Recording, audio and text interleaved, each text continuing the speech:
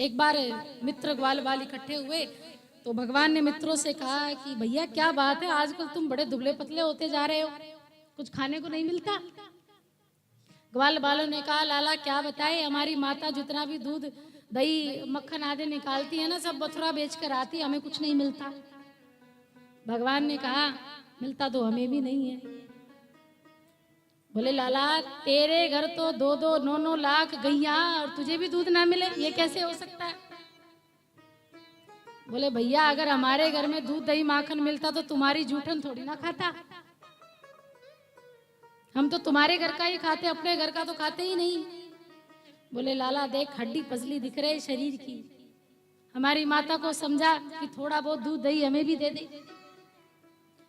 बोले देखो अगर दूध दही सीधी उंगली से ना मिले ना तो टेढ़ी उंगली करो।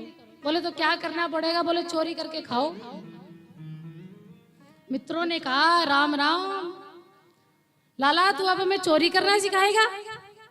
भगवान ने कहा अरे चोरी हम हीरे मोती की चोरी थोड़ी ना कर रहे, हम तो खाने की चीज की चोरी कर रहे हैं, और खाने की चीज की चोरी नहीं होती। अगर सीधी तरफ से ना मिले, अगर मांगने से भी ना मिले तो चोरी करके खाओ। तो बोले लाला पकड़े गए तो खूब मारेंगी गोपियां। बोले नहीं पकड़े जाएंगे, अरे हम है ना। बोले लाला तो चोरी करना सिखा दे पहले, जैसे तू चोरी करता ना ऐसी हमें भी करना सिखा दे। तो एक मंडली बनाई और मंडली का नाम रखा बाल गोपाल चोर विद्या प्रचार मंडली। मंडली का नाम क्या है? बाल गोपाल चोर विद्या प्रचार मंडली। अब ठाकुर जी महाराज मंडली के अध्यक्ष बन गए, सबको चोरी करना सिखाते थे। और यही नहीं, अपनी मंडली के दिन प्रतिदिन संख्या बढ़ा रहे थे। अगर घर में कोई बच्चा जन्म लेता ना, घर में अगर कोई बच्चा किसी के यहाँ जन्म लेता, बरसाने में, नंदगांव में, गोकुल में, वृंदावन में, जहां भी कोई बच्चा जन्म लेता तो गौशाला जाते और गोबर और गोमूत्र लेकर जाते, और जिसके घर बालक होता उस पर गोबर का टीका लगा देते और गोमूत्र पिला देते। गोपी कहती दारी के ये क्या कर रहा है, अभी 2 दिन का हुआ नहीं कि तू इसे गोमूत्र पिला रहा है, गोबर का टीका लगा रहा है। बोले देख गोपी, ये जो छोरा है ना, ये जो छोरा है या छोरी, या को कुछ दिनों बाद हमारी मंडली में शामिल होना है। चोरी करने के लिए या को हमारी मंडली में शामिल होना है, और खूब से खातिरदारी करियो इसकी, खूब से लालन पालन करियो इसका, हमारी मंडली में शामिल होगा। और कमी पेशी रही तो सबसे पहले तेरा ही माखन की हांडी फूटेगी। एक गोपिया सिर पकड़कर बैठ जाती, हे भगवान क्या करूं इसका। यानी पहले ही उस पर मोहर लगाकर भगवान आ जाते कि हमारी मंडली का आदमी है, यानी उसकी खातिरदारी में कमी नहीं होनी चाहिए। टीका लगाकर महाराज बिल्कुल स्टंप लगा देते कि अब हमारा है। ऐसे थे ठाकुर जी, खूब ग्वाल बाल इकट्ठे करते और चोरी करना प्रारंभ। गोपी के घर गए, एक गोपी के, तो गोपी के घर गए। गोपियां क्या करती बेचारी, खूब भगवान को पकड़ने का प्रयास करती, लेकिन कछु हाथ ना आवे। अब कुछ हाथ ना आवे तो सोचे इस ठाकुर जी को कैसे पकड़े। और भगवान की सेना में तीनों हैं, जल सेना भी है, स्थल सेना भी और वायु सेना भी है। जल सेना, स्थल सेना और वायु सेना। वायु सेना में बंदर है, सबसे बढ़िया सेना यही है। बाकी तो सब धोखा दे जाते हैं, लेकिन बंदर धोखा नहीं देते। और आज भी ब्रज के बंदर कभी धोखा नहीं देते। अगर आपसे कुछ लेंगे ना, अगर आपका कुछ सामान ले लेंगे तो वापस भी लौटा देते हैं कि नहीं। कुछ खाने की चीज दे तो लौटा देते हैं, एहसान किसी का नहीं रखते। तो तीनों सेना है भगवान की, बंदर महाराज, ग्वाल बाले बंदर और भगवान सब इकट्ठे होकर गोपियों के यहाँ चोरी करते थे। और सबसे ऊपर ठाकुर जी, सबसे नीचे ग्वाल बालो, बीच में बंदर और सबसे ऊपर ठाकुर जी। अब सब तो भाग जाते हैं, लेकिन ठाकुर जी छीके पर लटके हुए मिलते। गोपी कहते नीचे आ। भगवान कहते अगर नीचे आ गया तो तू मारेगी। बोले मारूंगी तो सही। बोले तब तो नीचे नहीं आऊंगा, यही लटका रहने दे। अब भगवान कितनी देर तक बेचारे लटकते, हाथ दर्द करने लग जाते। कहते गोपी अब हाथ दर्द करने लगा है, नीचे उतार दे। बोले देख तू वचन दे कि तू मारेगी नहीं। गोपी कहती मारूंगी तो सही।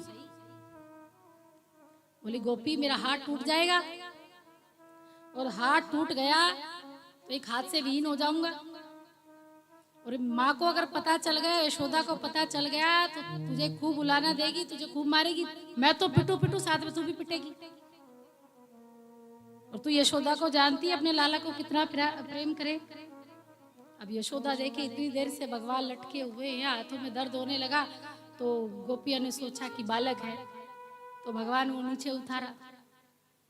भगवान को नीचे उतार कर कहा कि लाला तू चोरी क्यों करता, अच्छी बात थोड़ी ना चोरी करना। तेरे घर भी तो इतना माखन होता है, तेरे घर किसी चीज की कोई कमी थोड़ी ना है कि तू यहाँ चोरी करने के लिए आता है। तू क्यों करता है चोरी?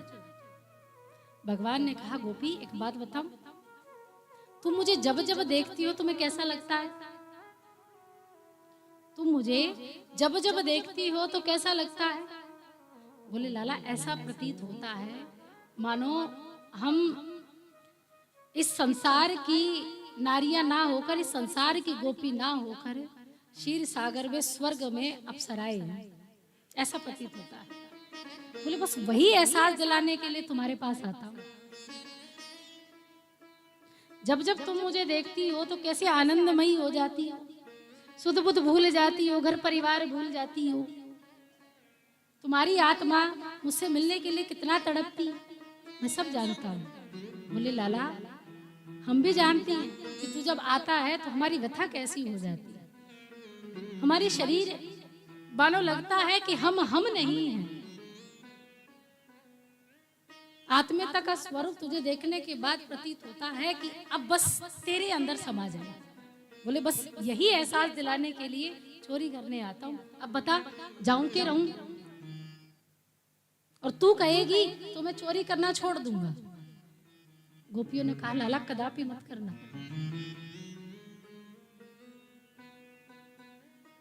बोले जो तू करता है ना वो हर तरफ से मुझे स्वीकार है, हमें स्वीकार है।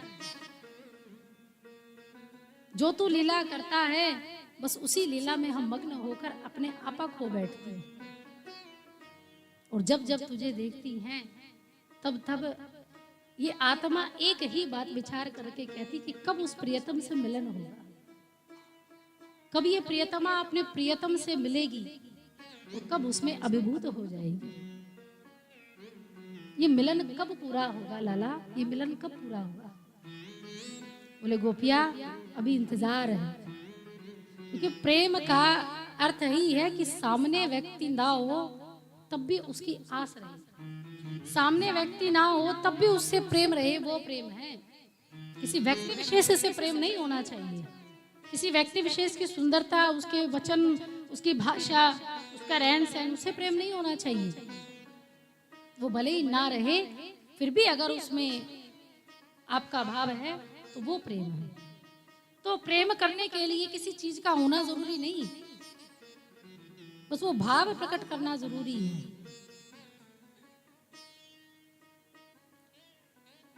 इसलिए ठाकुर जी माखन चोरी किया करते थे गोपियों के यहाँ।